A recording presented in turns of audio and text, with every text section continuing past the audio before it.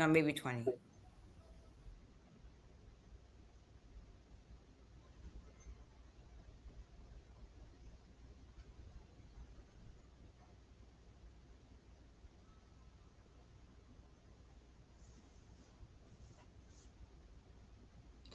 Good evening, everyone.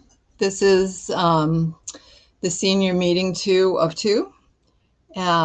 Hopefully, the information that I gave in June was helpful for the summer so that you are ready to proceed with where we're at today. Um, so we're going to just start looking at kind of an overview.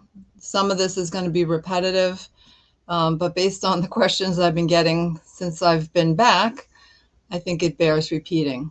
So it's a lot of information tonight. Please, pay attention, look back at this later on. It's a lot of information. Okay, next slide, please.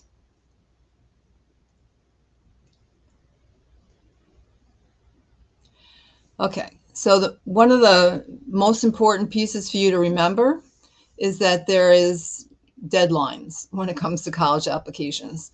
Sometimes in the school, it can be a little messy where, you have a deadline and then, if you come and you plead your case, you can get an extension. That does not happen with college applications. If you miss a deadline, that's that. Nobody is going to say, "Oh, I understand, you didn't get to finish your application in time."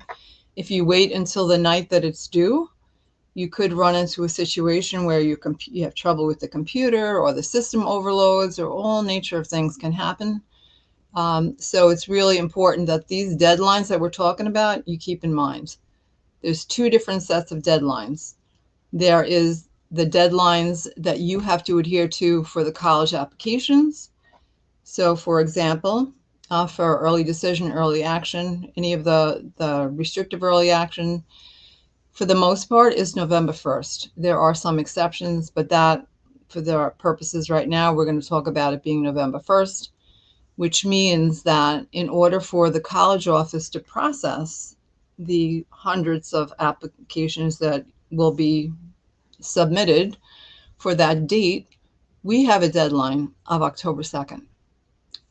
I have to complete all the letters of recommendation, gather up your teacher recommendations, and the college office staff is going to process that for you. So it may sound like no big deal to you, but there's 355 students in this class, and so if there's not a deadline, it becomes an impossible task. So for the purposes of the college office, I need to know by October 2nd what you intend to do. Do you intend to apply early decision, early action, restrictive early action? Whatever it is, I need to know by October 2nd. And the way that I proceed with completing those requests are time stamps. And you're going to get information about how that works later on in this presentation. But it's okay to let me know before October 2nd. Absolutely. As soon as you know, you let me know. As soon as that form becomes available to you, fill it out so that I have the information early and you know that you are at the top of my list. So those are two really important dates in regards to early decisions. So the regular decision and the kind of rolling decisions that come down the road, um, they start from maybe December 1st all the way. If they're rolling, they could roll right through the end of June. So you have to be really mindful of what the school you're applying to. Is it regular decision, rolling admissions? What is it? So that's your responsibility. I would like to know in the college office by November 15th that you intend to apply regular decision and the list of schools that you intend to apply to. Because as soon as I am done with the earlies, I'm moving into regular decision. It's the only way to really stay on top of this. It's like a fast moving train. So you have to communicate, you have to meet the deadlines, you have to pay attention to what's being asked of you by the college and by the college office. Next slide, please. Okay. So the majority of you are going to be applying through the Common Application.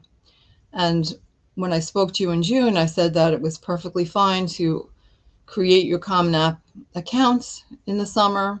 As of August 1st, it was available to you, and that you can complete it, filling in the data for, you had to put in all your classes, you have to put in your activities and the colleges that you want to apply to and all that kind of stuff. You could have done that, and I hope that most of you did it during the summer. So now you're just adding to it, you're cleaning it up, whatever.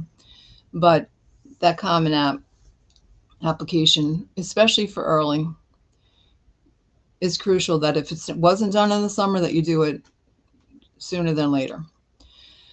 In order for it to be matched to the Naviance, which is the system we use to send out your documents, you have to complete the FERPA, and that's the waiving of your rights to see the recommendation letters that teachers are writing for you.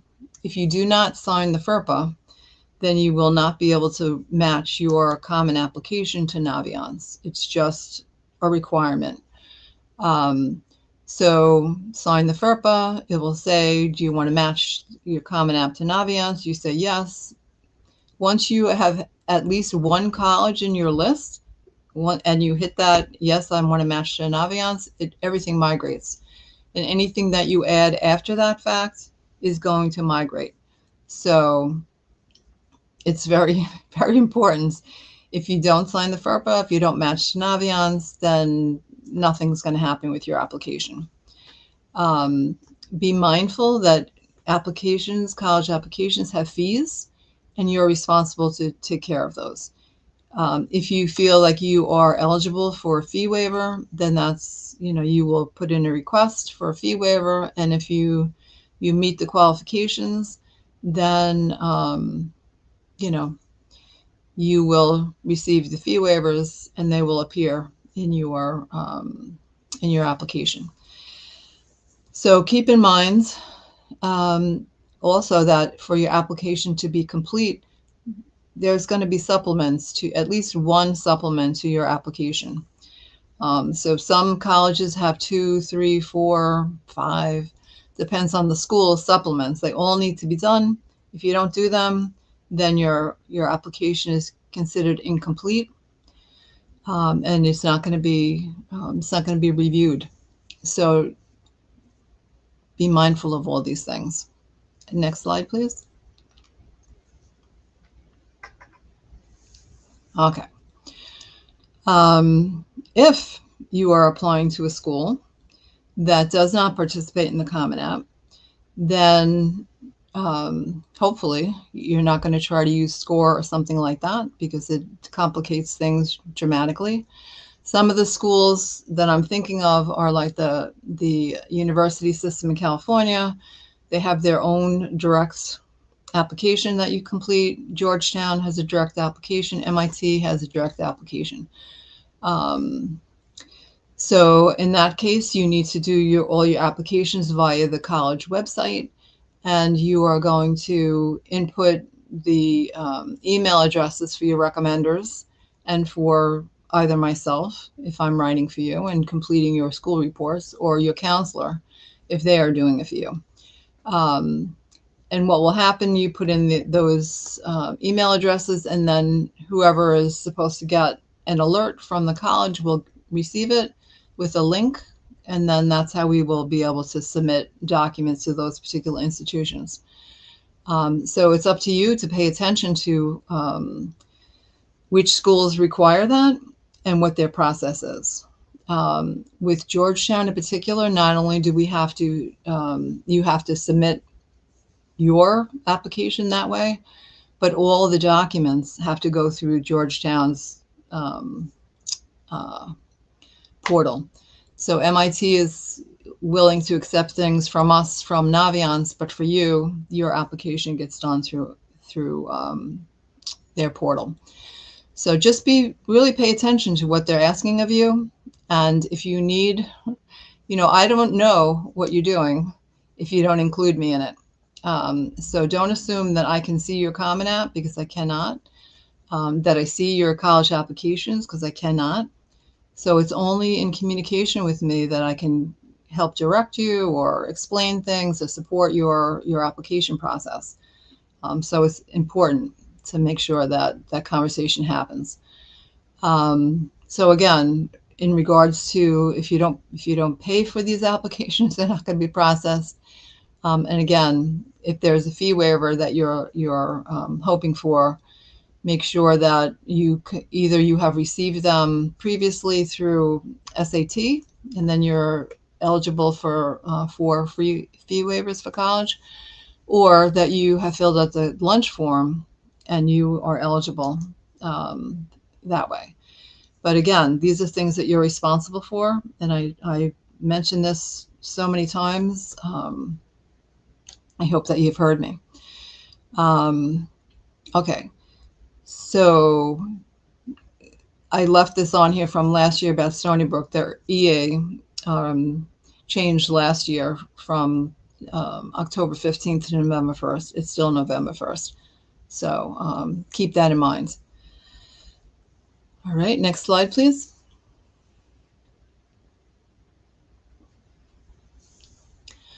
Okay. So in regards to CUNY, now you should have received multiple emails through the College Classroom in regards to CUNY. I think the latest one probably went out today in regards to they have a fast way to complete the application.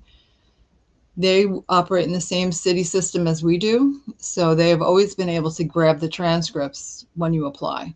But now, I guess they have kind of updated things a little bit, and they are able to grab more data than just your transcript.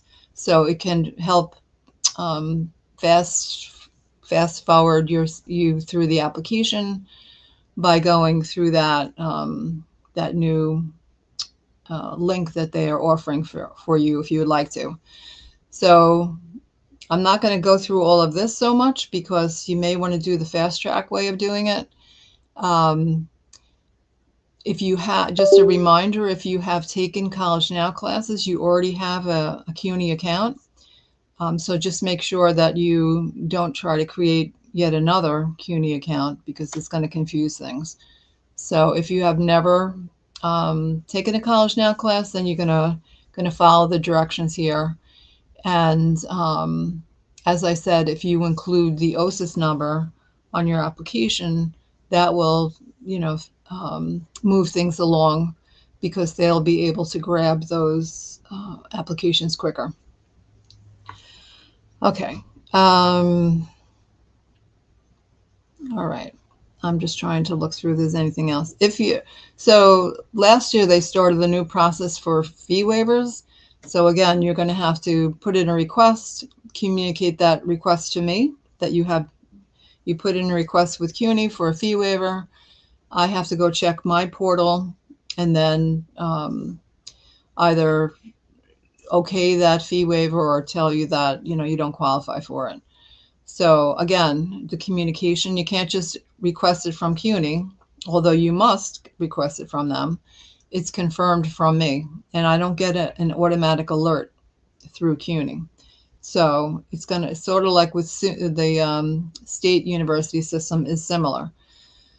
You request the fee waivers through SUNY, and then you have to tell me, because I can't be going back and forth checking 355 students wondering if perhaps you put in for a fee waiver.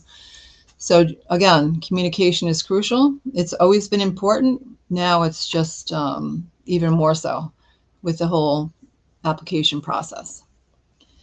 Okay, next slide, please.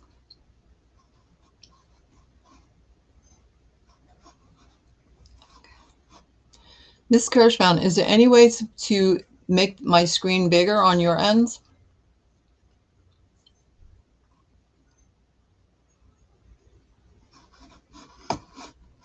Okay, I'm going to just, okay. That's helpful, thank you. Okay, so students ask me often whether or not standardized test scores are still relevant. So I will tell you that the highly selective schools, the Ivies and the top tier schools are moving back to asking for the SAT scores, no longer for many of them, no longer optional.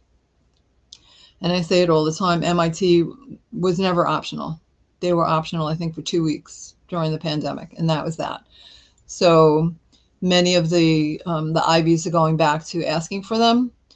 Some of the other schools, they remain optional, and they suggest that if you feel that your SAT is strong, and indicating that you are a good candidate for their school, and your GPA maybe isn't as strong as you would like it to be, then certainly send it along, because it's another data point for them to decide whether or not you're a good candidate for their institution.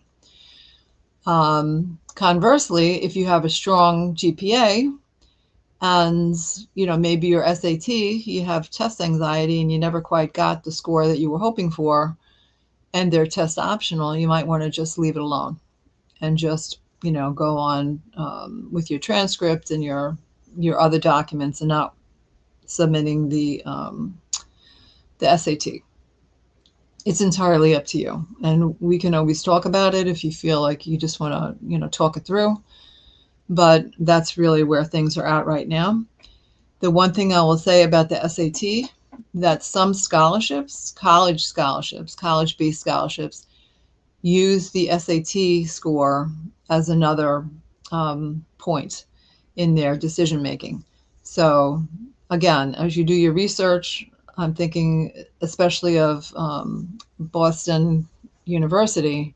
That's their criteria for their scholarship, is that you must include your SAT score. So it varies school to school. So make sure that you understand the rules of the particular school that you are interested in. Okay. Next slide, please. Okay. And this is just repeating.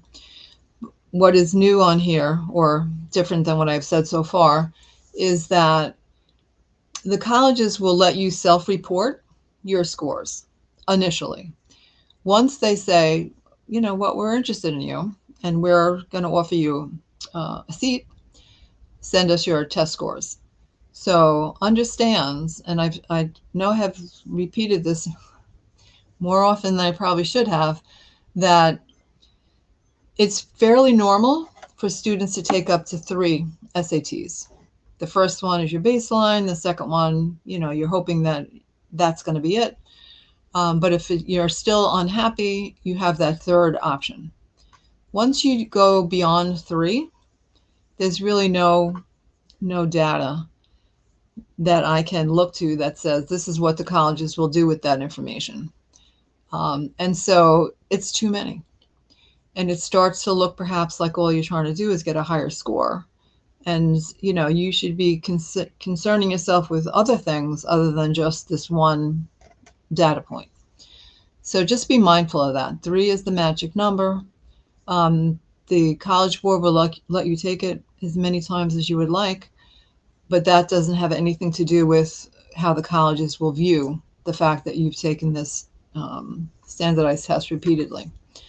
So just be mindful of that. It's just one more thing that they're looking at. And if it's not mandatory, then, consider whether or not it's worth your time to spend it in that way, taking it yet again. They all have their own policies, and, just be mindful. Your time is so precious, and it gets used up easily, and you never get it back. So let's be careful with how we use that time. Next slide, please. Okay. So Um, no. One more. There we go.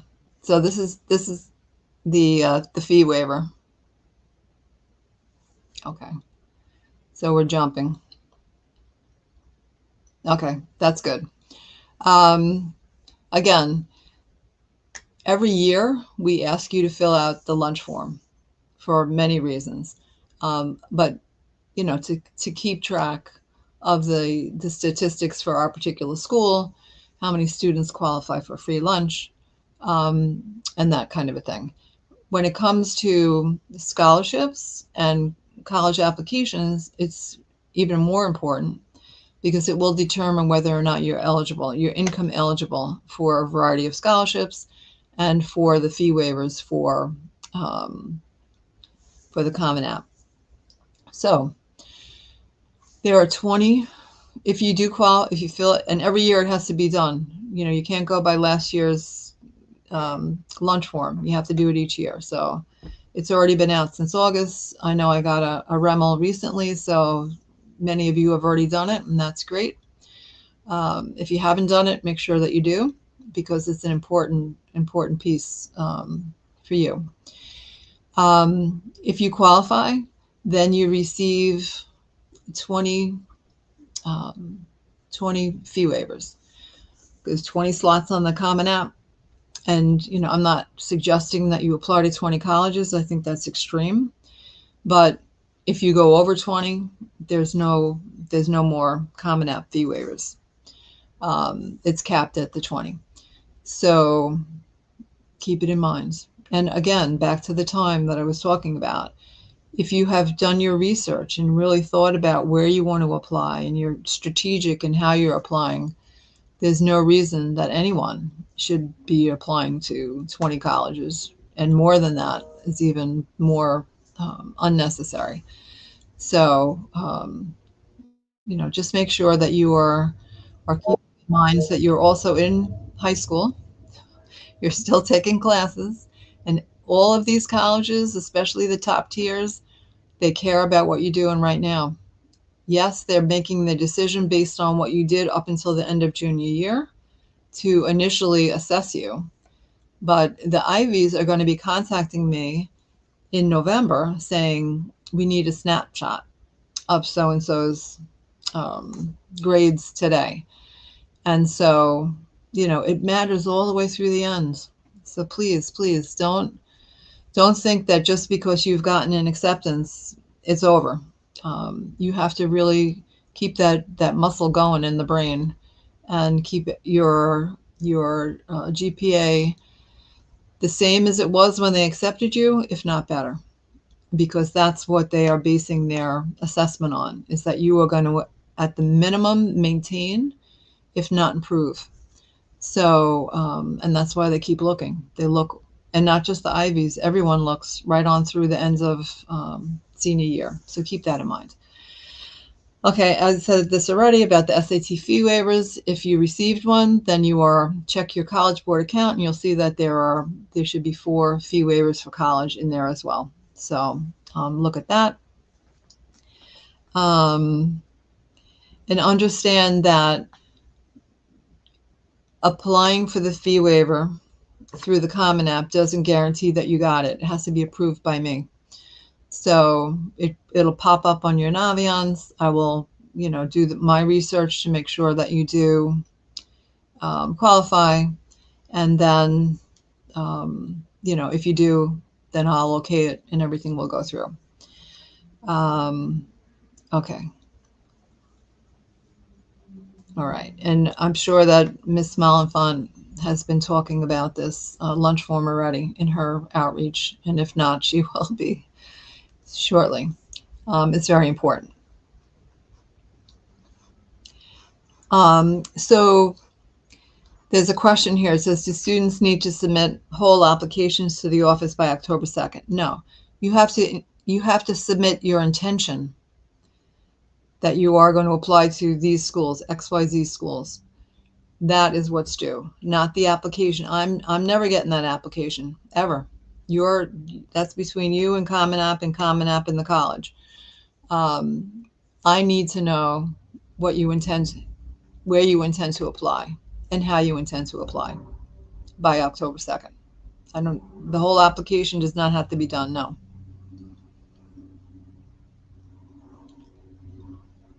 It says the College Board sends score option.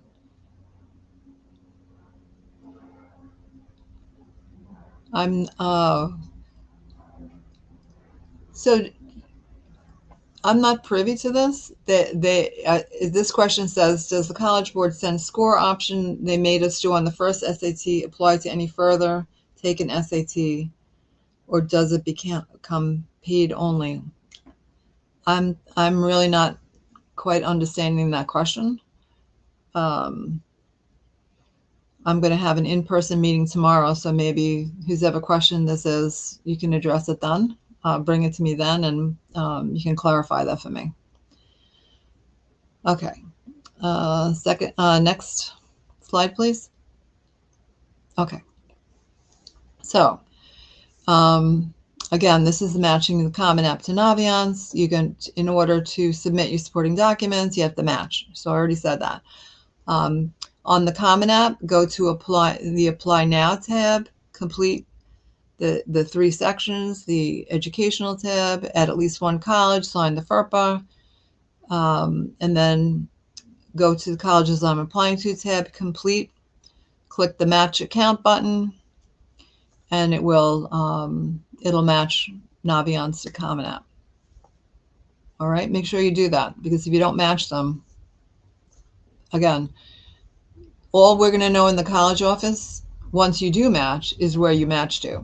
Nothing about your application, just that you, in fact, matched these particular colleges, which is all we need to know.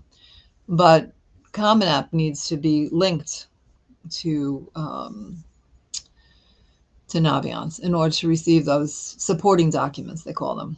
So make sure that you follow this process. And, all this is always put in the college classroom, this link, once we're finished. So you can, if you forget, then you can certainly go back in there and just scroll down to this point and see it. There's also, we have signs all over the college office that explain, do this, do that, do the next thing. So you can come in and get that information too. Okay. Okay. Remember that you have to include your email and date of birth. All right. Next slide, please. Okay. All right. So we're starting, the college reps are going to start visiting tech. I think the first visit is on the 17th of September. So this is a great opportunity for you to meet with the reps who are going to be part of the committee that's reading your application for that particular school. Some of the visits will be in my office, 139, for smaller groups. Up to like 10 or 12 can be in the office. The larger meetings will be up in the library.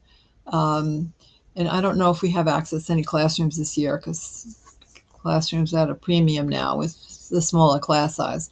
But definitely in the library and in 139. So you can register through Naviance. You see a calendar of when the reps are coming, and you look through and you see, oh, I'm interested in talking to someone from Cornell or Brandeis or whoever is coming. And so you click on that visit, register, print out the pass. If it's during your lunch period, then you just come. If it's happens to be during a class, you can only come if the teacher signs the pass and gives you permission to attend. You can't just leave class to visit a rep. So be mindful of that. But it is a good opportunity. We had the college fair, and that's a great first meeting. But this is much more intimate. You'll get to ask direct questions. In some of the smaller meetings especially, you can, ask the rep anything that's on your mind. You're not going to have to share the room if you're in the library and there's 40 or 50 people, it might be more difficult to get your questions out. But take advantage of these. So far, we have about 60 colleges registered, and every day we're getting more. So, make sure that you avail yourself of those. You get whatever's the latest right here and now, because they're always in a state of change. And so it's really important and good for you to get used to talking to them. And if you met them during the college fair, you can remind them of that. It's just a good networking opportunity for you, an information session. So avail yourself of that. Next slide. Okay. So now imagine that you have applied and been accepted, and now you got to figure out how you're going to pay for it. So this is going to be just an overview of what's to come. We'll have a more in-depth meeting later in the month. But FAFSA is scheduled to be out October 1st this year. I'm hoping that is true. I was a little messy in the past couple of years, not so bad last year. The year before it was just horrendous. But I think they've kind of ironed it out. But that's something that gets done every year. So the first time is, a little more challenging than the next 4 times that you do it.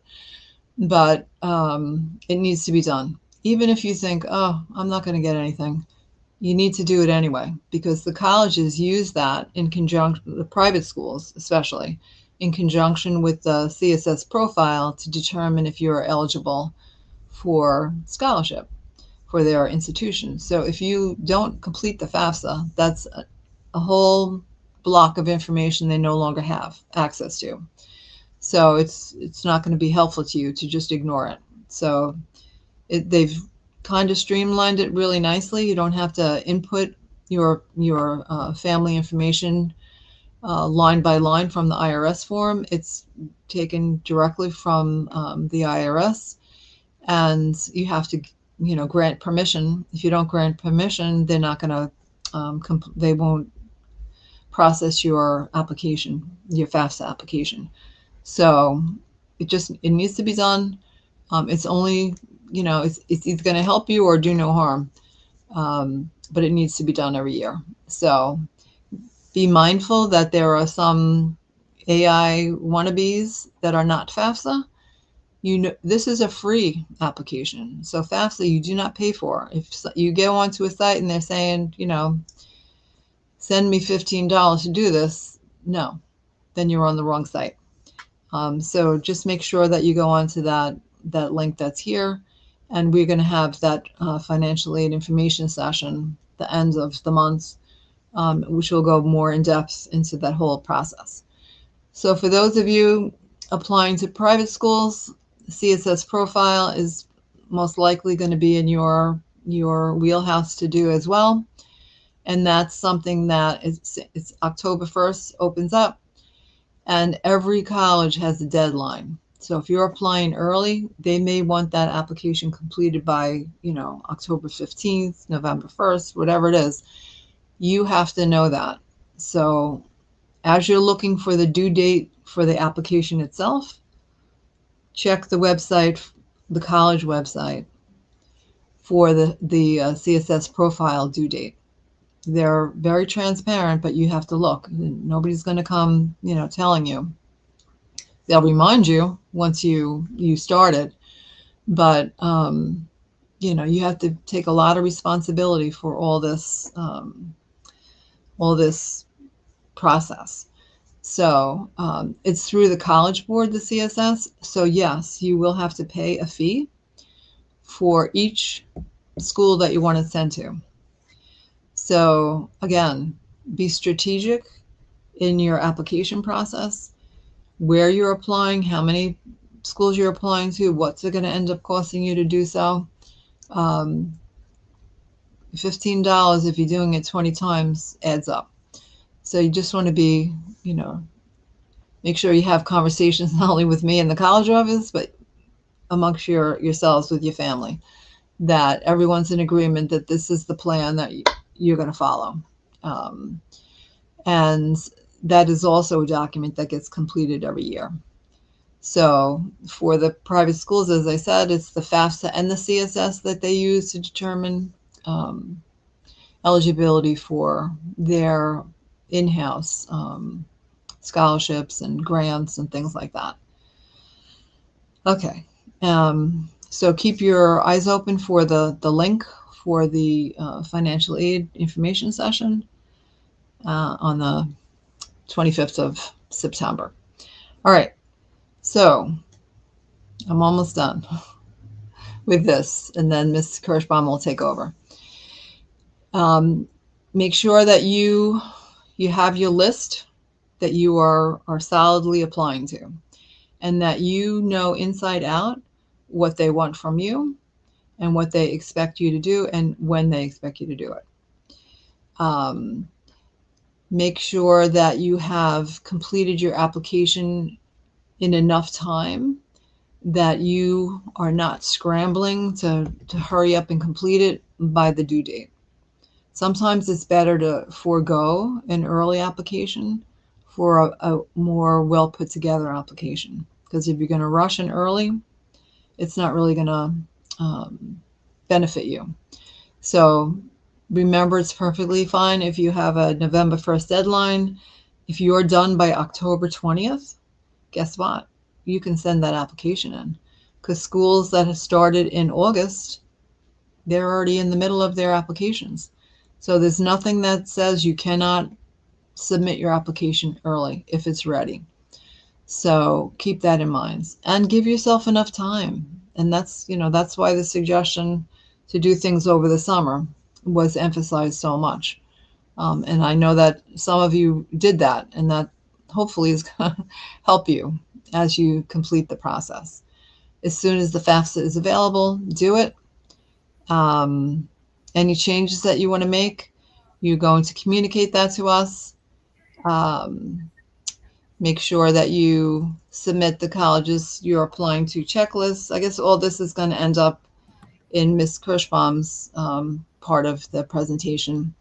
And please remember that all the way to the ends, your grades matter. So, just one reminder about social media. Please be very, very mindful that it never goes away. And if you put something up foolish, it can be used against you in some kind of way. Somebody can screenshot it and send it, and upend your plans.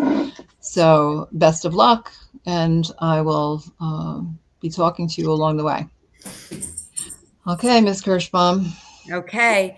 Hi, everyone. Good evening. So I'm going to basically just kind of go over how the students communicate to the college office, which colleges that they will be applying to. And the way we do that is through our college office class of 2026 Google Classroom. Ms. Devine, can you hear me clearly?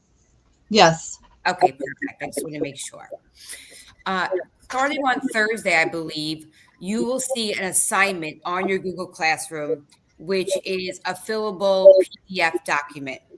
And this is the document that you are going to list all of the colleges that you're applying to.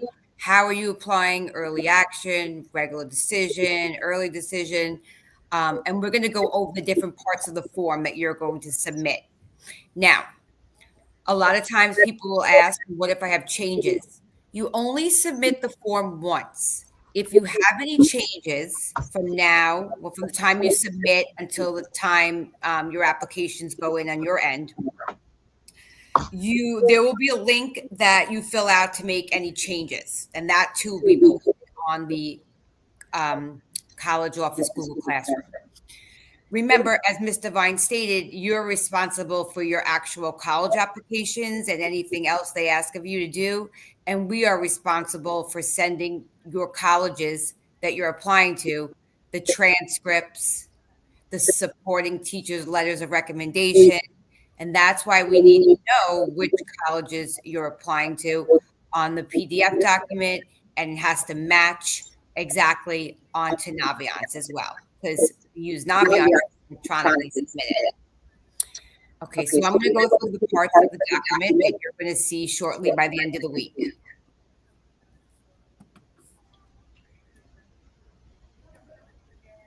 I'm sorry. Okay, hold on. Okay, so the way you communicate to the office is through an electronic submission of a form called the colleges I'm applying to. It's a Google document. As stated before, it's formatted as a fillable PDF document. What you're going to see is the document, and I'm going to go over different areas of the document. So at the top left side, you're going to complete that. You're going to type in your name, your OSIS number, check off whether or not you're applying to any accelerated medical programs or pharmacy programs. If you're not, you obviously leave that blank.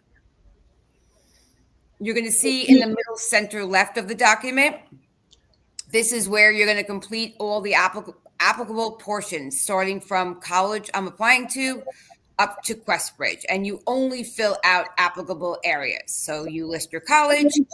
Are you applying through the Common App? If you are, you check that box, and you just fill out the boxes that apply to your situation. Obviously, certain boxes have to be checked off, right? So Common App or school specific is going to, one or the other is going to be checked off for the college. And every college might be a little different. So when you list college in row 1, the corresponding boxes you check off that equate to whatever colleges that you put in row 1, and so on and so forth. On the right of the document is for college office students only. That means that the student does not need to fill out any of these areas. These areas are for us. We use them for different scenarios, which is not really applicable right now to talk about because it's just what the office uses to organize it. On the bottom left-hand side of the document, what you're going to notice is where you're going to complete your teachers of recommendation letters, meaning like you're going to tell us who's writing your recommendation letters, and we ask that you put that into priority order. And the reason why we ask that is because certain colleges only accept one letter of recommendation from a teacher. So by putting priority 1, know that that's the letter you want to be sent. Once you put the priority order, there's no changes to it because there's too many students to have students changing their minds and switching. Oh no, I want, this teacher to be number 1 and that teacher to be number 2. You need to be sure of what you're writing down when you complete that portion. The bottom left side of the document is very important. It's requiring your digital signature. So if you're applying ED1 or ED2, the student and parent must provide a digital signature of approval. And you can use the section by typing the name of the student and the name of the parent to serve as the digital signature. I'm going to jump back to Miss Devine for a second so she could explain the importance of ED and why we're making a student and a parent electronically sign that they have committed to applying ED to a college. Ms. Devine, if you don't mind adding to that. Yeah, so early decision is a binding agreement. And only way to ensure that everyone understands that is that we have a signature. And since everything we do is electronic, we do it this way. If we do not, I have to sign off on every ED that comes in. So if there is not a parent signature and a student signature, both, then I'm not going to sign off on it. And the application is not going to proceed to the college. And they will say to you, we're waiting for the ED agreement. But I can't sign off on it unless I receive it. So it's important to make sure that you understand for ED1 and ED2, they're both binding. So to be prepared to go off to that school not having the financial information as yet, you are saying it's a blind yes, is what you're saying. And it's a big decision. So hence the signature. That's the only thing that's going to make this contract secure. So it's very important that you have a conversation and that everyone's in agreement that this is, again, the best way to proceed. Thank you, Ms. Devine. Mhm. Okay, so moving onward. How will this Google document be assigned, completed, and submitted to the college office? So obviously this Google document is only going to be posted as an assignment to the class of 2026 college, a Google Classroom, because this is the class that is applying to colleges. All 12th grade students should already be members of the college office class of 2026 Google Classroom. If you don't see that Google Classroom, please visit the college office so you can get the code to join that classroom. The college I'm applying to document is going to be posted as an assignment. The assignment will include specific instructions on how to complete the form and how to digitally submit the form. And once you submit the form, the college office will be notified of your submission, and it will include a digital date and time stamp. Once accepted, you'll receive an email confirmation from the college office that everything looks good on our end and we've accepted it. And the reason why we accept it that way and timestamp it is because we submit supporting documents in the order in which we receive your colleges I'm applying to form. It's for fairness and equity. But again, if you have changes, there will be a link to tell the staff in the college office, I've decided I'm not applying to college A. Can you please add college B to my form? Okay, so that's pretty much how it works. All the college office reminders, instructions, important forms, they're all going to be posted in the stream section of your college office Google Classroom. So if it was ever time to check it on a daily basis, now is the time. All right, teacher recommendation process. If you have not started this yet and you don't have your letters of recommendation, it's important to check your Google Classroom. Instructions are posted there on how you gain recommending letters from teachers. So please follow the process that's posted on the Google Classroom. As Mr. Devine talked about before, we're having virtual or in-person college office rep visits, and they are scheduled through Naviance, and all visits will be held Monday through Friday during lunch periods 4 to 7.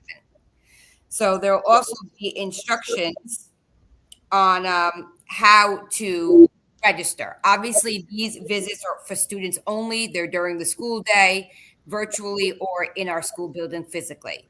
And so students are going to register, take part in these visits, and all the different visits and who's coming will also be communicated in the Google Classroom.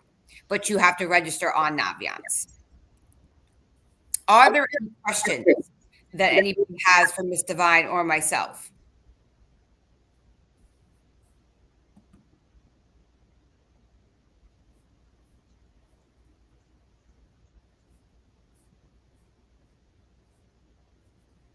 Okay, so I don't see any questions coming in. There is a reminder that there's a mandatory meeting for all 12th grade students after school tomorrow, directly after ninth period in the auditorium. It's an in-person meeting for the students. We will go over some important things to get you ready for the application season. And please make sure you're part of Google Classroom. And I look forward to seeing all of you tomorrow in school when we do our in-person meeting. Ms. Devine, you have any ending words? No, just communication. Communication. That's my biggest request. And this will be posted, this video will be posted on the college office Google Classroom as well, probably tomorrow, the link. So if you want to go back and you want to refer to something or you want more information and you forgot it, you could go back and watch this video again. I hope everybody has a good night, and we will talk soon. Okay, thank you.